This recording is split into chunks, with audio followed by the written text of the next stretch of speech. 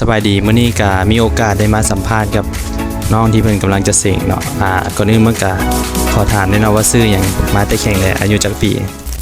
สบายดีน้องซื้อย่าฝึกมาจ้าเชียงขวางอายุ23ปีโอ้ตัวนี้แม่นเสงนี่แม่นลงทะเบียนเสงในรอบของกสิกรรมแม่นบ่เป็นครั้งแรกเลยเนาะโดยแล้วเป็นหยังคือตัดสินใจลงเสงกสิกรรมทั้งที่มีโรงงานอุตสาหกรรมนำเพราะว่าเอาเฮียนระยะสั้นน่ะโอ้เพิ่นเฮียนนี่แม่นมันใช้เวลาแบบเฮียนหน่อย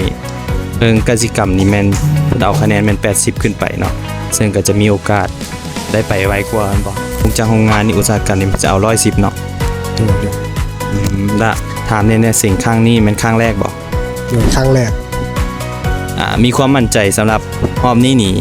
กะว่าตัวเองจะผ่านบ่ให้จักเปอร์เซ็นต์70 100โลดแม่โอ้ยเอาไหม100เอาจังได๋ก็เป็นกำลังใจสิ่งให้ผ่านเด้อขอบใจ